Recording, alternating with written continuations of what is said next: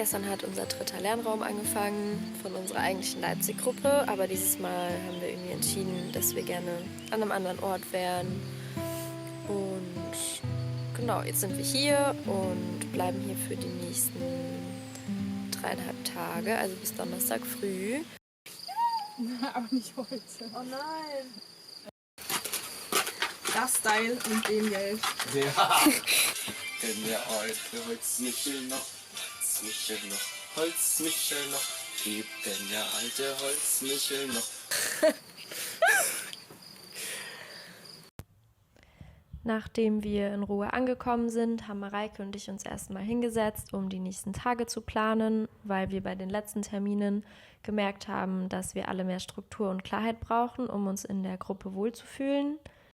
Wir haben dafür einen Plan erstellt, bei dem wir uns konkret überlegt haben, an welchem Tag wir was machen wollen.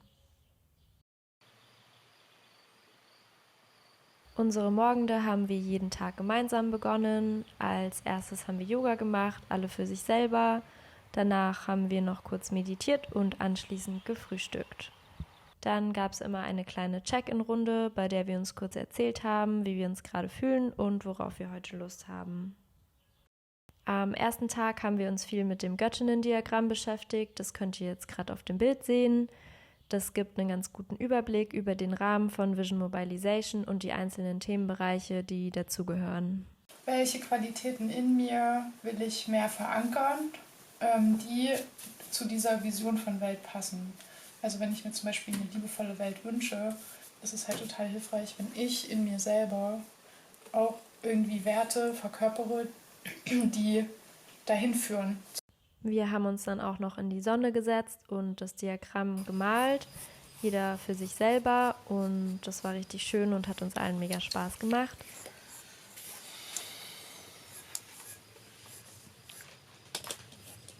Und hier könnt ihr jetzt unsere Endergebnisse sehen.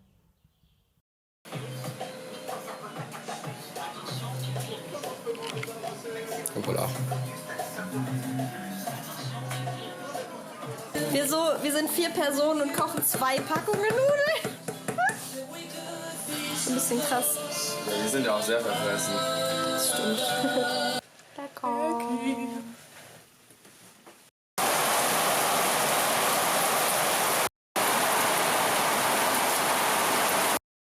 Nach der Mittagspause haben wir uns nochmal mit dem Thema Vision intensiver beschäftigt.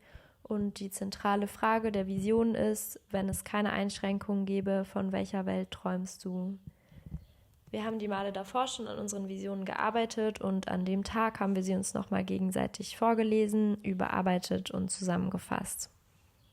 Spiel den ein, wir kreieren gemeinsam eine bunte Welt, in der alle Menschen sich gegenseitig mit Respekt und Wertschätzung begegnen, finde ich halt übelst schön. Ha! Hey! Ha! Hey!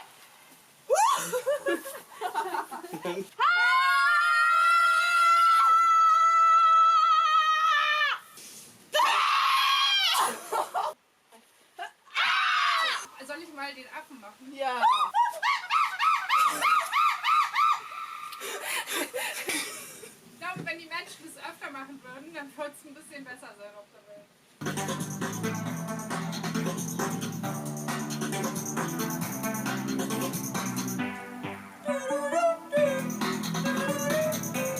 Manchmal ist eine halbe Stunde die Unendlichkeit.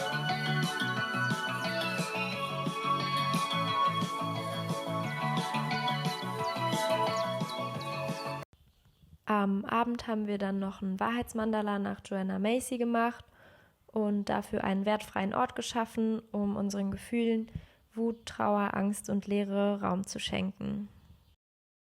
Am letzten ganzen Tag haben wir uns dann viel mit dem Thema Purpose beschäftigt, der auf Deutsch ganz gut mit Aufgabe, Bestimmung übersetzt werden kann.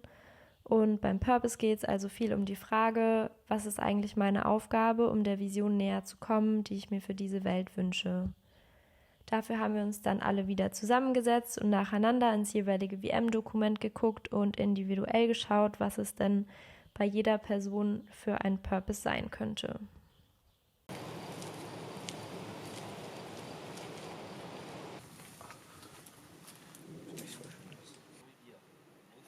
Gigantische Krautbäume.